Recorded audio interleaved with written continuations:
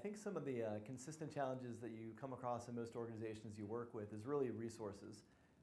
Very few companies, regardless of the industry, have the full recruiting team or the tools at their disposal to really make an impact in their roles. And because of that, a lot of them are playing catch up.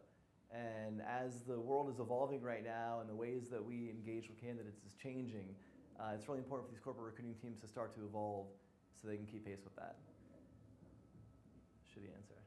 That was my mulligan out of the gate. Yes, my primary area of expertise is helping corporate recruiting teams get more with less. I have a background in my career where I've been running global recruiting teams that were always fairly thin on resources, and so you had to be really creative and use all the tools at your disposal to really raise the bar for your organization. And so that's definitely something that I think is important.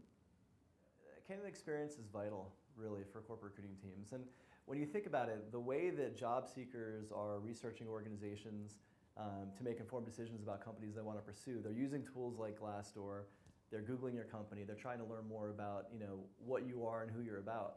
And so if you have a candidate experience that doesn't respect people and candidates and keep them informed and really kind of take proactive ownership of the process to make sure that they're just not a number, they're going to easily share that experience with their networks, the areas where they work, and that can quickly damage an organization's reputation because there's a direct linkage between candidate experience and employer branding and kind of the perception of the organization. I think I've seen more progress in the last 3 years in terms of recruiting technology than the prior 10.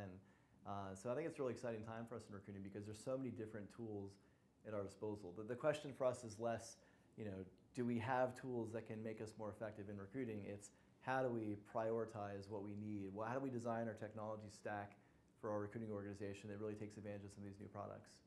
Yeah, I think as much as we talk about algorithmic hiring and big data and all these concepts we like to use in corporate recruiting, I think we're really going to start to see a trend in small recruiting, if you will. Really companies looking back at getting the foundations right in their recruiting operations, looking at things like their ATS. Most corporate organizations don't even mine their ATS. And so there's huge opportunities as we look to leverage things like CRM and our talent acquisition strategy that I think are really changing recruiting in some really interesting ways.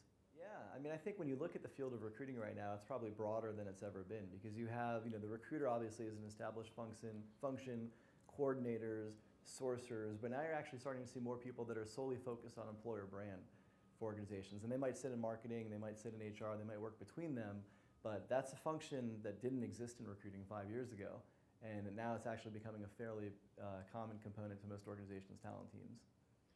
Yeah, so when you look at the employer branding function, which is really emerging in most organizations, this is typically a function that usually sits in recruiting but does work closely with marketing.